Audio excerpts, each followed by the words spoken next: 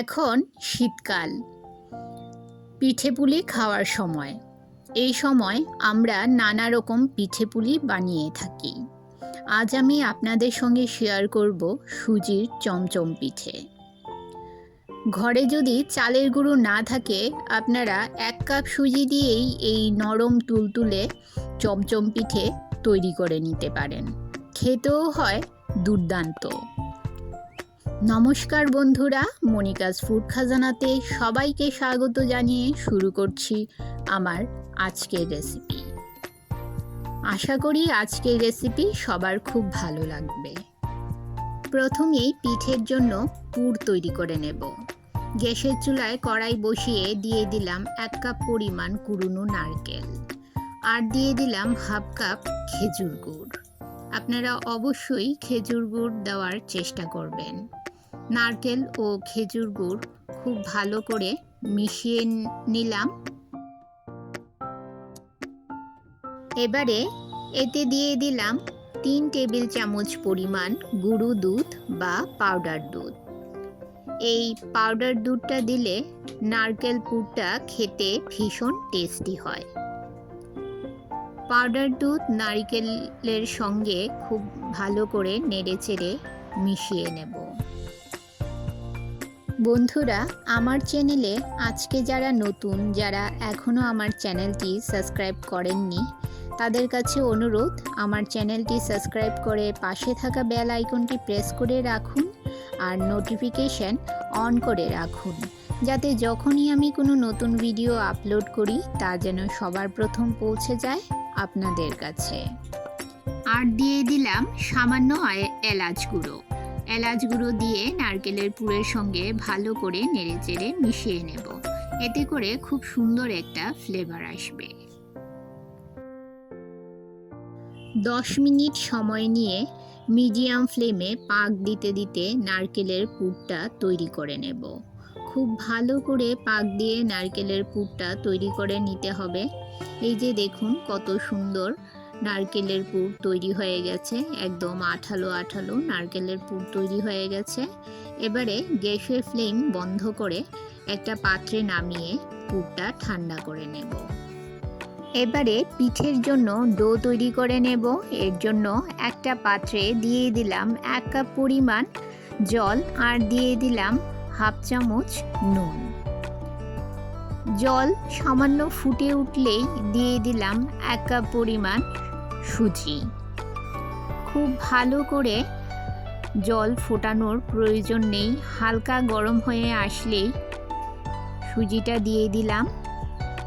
সুজি দেওয়ার সময় গ্যাসের ফ্লেম লোতে রেখে সুজিটা ঢালতে হবে, এতে করে সুজি দলা পাকিয়ে যাবে না। নেড়েচেড়ে ভালো করে মিশিয়ে নিয়ে একটা ডোয়ের মতো তৈরি করে নিতে হবে। একটু টাইট করেই সুজির ডোটা তৈরি করে নিয়েছি। দেখুন নাড়তে নাড়তে সুজির ডোটা পাত্র থেকে ছেড়ে আসছে, উঠে আসছে। এবারে এতে দিয়ে দেব আমি সামান্য ঘি। 1 চামচ ঘি দিয়ে এর সঙ্গে নেড়েচেড়ে ভালো করে মিশিয়ে নেব।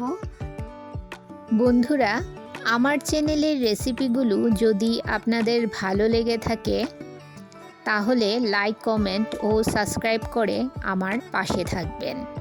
লাইক করার পর দেখবেন একটা হার্ট বাটন চলে এসছে, সেই হার্ট বাটনটাও প্রেস করে দেবেন। এতে করে আমার এই ভিডিও আরও বহু লোক দেখার সুযোগ পাবে। এবারে গ্যাসের ফ্লেম বন্ধ করে দেব। দেখুন পিঠে তৈরি করার জন্য পারফেক্ট ডো তৈরি হয়ে গেছে। সুজির এই মিশ্রণটা একটা পাত্রে নামিয়ে ঠান্ডা করে নিয়েছি। হাতে ধরার মতো ধরা যায় এই রকম ঠান্ডা হয়ে গেছে। এবারে এই মিশ্রণটাকে আমি খুব ভালো করে মথে নিচ্ছি। চালের গুঁড়োর মিশ্রণ যেভাবে মথে নিতে হয় সেই রকম মথে নেওয়ার কোনো প্রয়োজন নেই, হালকা করে মথে নিলেই হবে।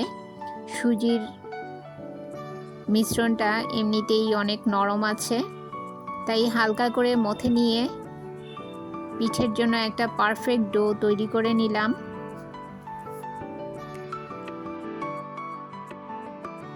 এবারে ডো থেকে অল্প অল্প মিশ্রণ নিয়ে ছোট ছোট বাটির শেপে তৈরি করে নেব। চমচমগুলো যত বড় করতে চান সেই অনুযায়ী মিশ্রণ নিয়ে বাটিগুলো তৈরি করে নেবেন। এবারে এতে নারকেলের পুর দিয়ে দিলাম। একটু চেপে চেপে নারকেলের পুরগুলো দিয়ে দেব। নারকেলের পুরটা দিয়ে ভালো করে এর মুখটা সিল করে নেব। সিল করে নিয়ে চমচমের শেপ দিয়ে দেব। আপনারা যে কোনো শেপে এই পিঠাটা তৈরি করতে পারেন। আমি চমচমের শেপে পিঠাগুলো তৈরি করে নিয়েছি। এইভাবে আমি সমস্ত পিঠেগুলো তৈরি করে নেব।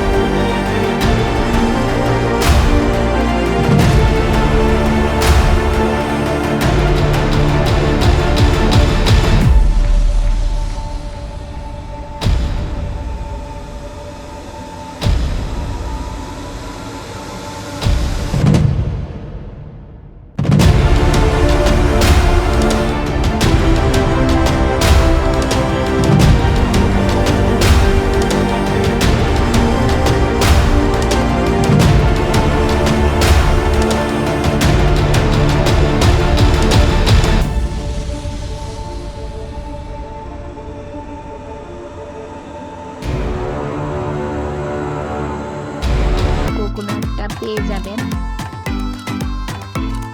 এবারে চমচমগুলো আমি এই ভাজা নারকেল গুঁড়োর মধ্যে কোট করে নিয়েছি। এবার এভাবে আমি সমস্ত পিঠেগুলো এই নারকেল গুঁড়োর মধ্যে কোট করে নেব। দেখুন একদম দোকানের মতো সুন্দর চমচম পিঠে তৈরি হয়ে গেছে।